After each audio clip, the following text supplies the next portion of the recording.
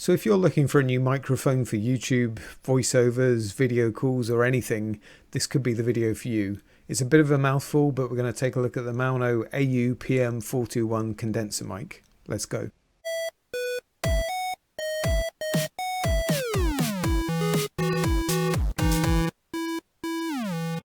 So Maono were kind enough to send me this mic for review, but all the thoughts you're hearing are mine. They're going to see this at the same time as you are. I'm going to show you this unboxing. I'm going to give you a comparison to the Tonor TC30 mic that I featured on the channel last year, and I'll show you how to configure your mic's levels within Windows as well. And just so you know, all the audio you're hearing, unless otherwise stated, is recorded on this very microphone, so hopefully it's giving you a real feel for what it sounds like. For now, let's continue with the unboxing. So you can see it's a fairly large box, comes with everything within 2 levels. So you've got the mic cover in this first level, and you've got the pop shield that we're just about to take out and have a look at as well. Nice to see that on a mic of this price, kind of mid-range device. All of the items and even the box itself and the packaging, it just conveys a kind of quality product feel. There's the tightener just to screw that into the stand for the mic that we're going to see in just a minute. And it's very configurable. As you can see, you can bend that into shape however you need it to be positioned in your particular desk and mic setup. So moving into this second layer of the goodies here, so you can see everything that's in there. Let's start by taking a look at the USB cable. So not the most exciting part, but interesting to know that it's a USB type B, so it's that thicker end connection, the type you would get on a scanner or a printer. A shame it's not USB-C. Next we've got the shock mount for the mic. Again, really nice quality to it. Certainly feels like it will do its job well. And that end connection there, we'll see in a minute, you just connect that into the stand and the arm. It all goes together very nicely. You can configure this in all sorts of different setups depending on how your desk is, whether you want the mic coming from the left, the right, above, below. It is very configurable.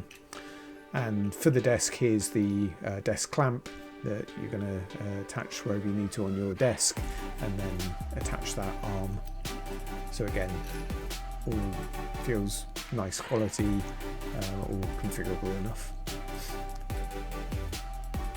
So next up, we'll take a look at the arm itself. So you get decent length off of this. You've got the sort of spring shocks on there, and you've got the end that obviously attaches the mic on one end, and then the other end you attach, as we've just seen, into that desk clamp. You can again set this up in a variety of ways depending on where you want that mic to be positioned and coming from onto your desk, and you can swivel it out of the way afterwards as well, which I particularly appreciate with a mic of this design. So there we go, there's the arm, and then of course we've got the microphone itself coming up, and here's just a branded cable tie just to keep those cables out of the way. It's nice to see that, you know, they have branded that. It's just those small bits of detail that kind of give you confidence in a quality item. Silica gel, yeah, let's cut that and let's get to the mic. Okay, so here's the mic, saving the best till last, yeah. So it's got a nice weight to it. That's kind of hard to convey in this video, but there's a really nice weight to it. It's definitely a quality build, and you've got that soft touch mute button, and you've got the physical gain control to turn the mic gain up and down, which again you don't see on all mics. So if you are comparing this to others, as I expect you are, have a look out for those features, that kind of soft touch mute button and that gain control on the actual mic itself. So yeah, hopefully this gives you a good impression of the size of the mic, what it looks like, and as I say, it's got that nice weighted feel to it to give you confidence that it's a quality item. And there's that connection for that USB type B connection right into the bottom of the mic there. So here it is set up as you may have it at your desk. You can see straight away that it's got power as well. You can see that blue ring around the mute button. Obviously I've moved the pop filter just out the way so you can see the microphone itself, but that's all easy to bend back into position as you need it to be at your particular desk setup. You can also, you know, compare this to other mics at this price point and see, do they offer these features such as the physical soft touch mute button compression and the mic gain on the mic itself. That's how easy it is to mute it. It just turns red, and then again just to unmute back to the blue, and then the mic gain control itself, just like all of the mic, has a nice quality feel to it. I'm no audiophile myself, but you know, I'll show you some of the tech spec from the box as well. I think for me, just hearing a recording like this made on the mic is the best indication of the quality and what I'd expect to get from it. What I'm going to do for you in just a second is play a clip recorded on the Tonor TC30 mic that I featured on the channel last year. That's going to serve two purposes. One, you can compare it to how this is sounding, and secondly, I'm also going to use that video to show you how to configure your audio within Windows. Okay, so once you've plugged your mic into your PC, you're going to want to make sure your recording level is set correctly. If you're either hearing it's too low or it's too loud and distorted, this could be the reason. So come into your control panel.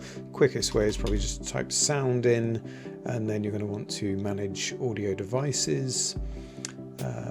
Bring this over to the middle for you, and then click onto the recording tab. You'll see all your microphones. Just find the TC30. I've got it at the bottom here. Click on it once and then go into properties, and then you can switch to the levels tab. You see I set mine around 80. Try setting yours at different levels, have a go recording, see what works best for you, but that's where you're going to need to configure that setting. Hope it helps. So I hope that comparison of the audio has been useful to hear. I hope hearing and seeing the quality of this mic has been beneficial if you're making a decision on what mic to buy. Give your thoughts and questions in the comments below as always. If you've liked the video, please do give a thumbs up, and please do check out the other content on the channel, including that Tonor TC30 review. If you like the content, a subscribe would be amazing. Thanks guys.